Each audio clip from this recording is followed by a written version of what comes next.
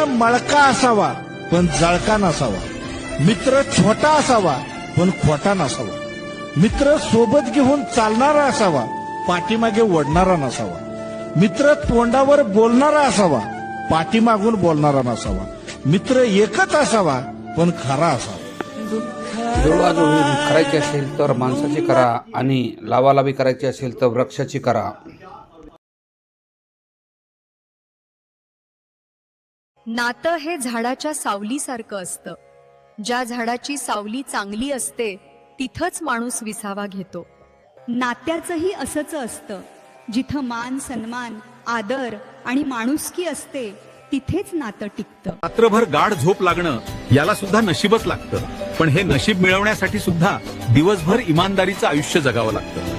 इतिहास सांगतो की काल सुख होतं, विज्ञान सांगतं की उद्या सुख असेल, पण माणुसकी सांगते की जर मन खरं असेल आणि हृदय चांगलं असेल तर दररोज सुख आहे. जोपर्यंत आपण बाहेर पडत नाही, विविध रंगांनी नटलेली ही दुनिया बघत नाही, तोपर्यंत हे जग आपल्याला खूप छोटं वाटतं. जो आपल्या कष्टावर विश्वास ठेवतो ना, तो एक ना एक दिवस नक्कीच आपली स्वप्न पूर्ण करतो.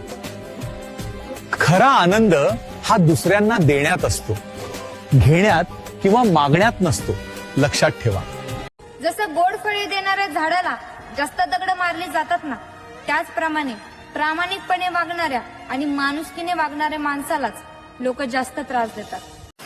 खूप सुंदर नातं आहे आजोबाचं आणि नातवाचं. निरागस नातं आहे. जगातली सगळ्यात सुंदर मैत्री ती म्हातारपणातली, जी नातवाबरोबर म्हाताऱ्याने केलेली असते.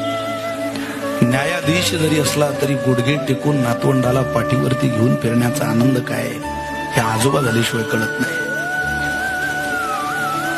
तुम्हाला मला प्रत्येकाला मिळलंय. आपण त्या त्या काळामध्ये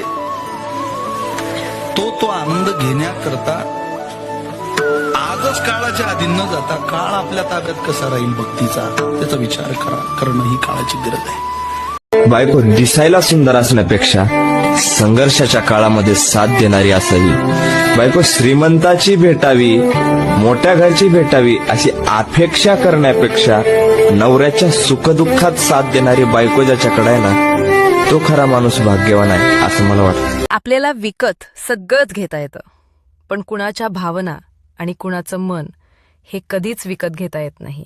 सुविचारांना सबस्क्राईब करा, बेल आयकॉनचे बटन दाबा, फडजी यांना लाईक करा व शेअर करा. थँक्यू.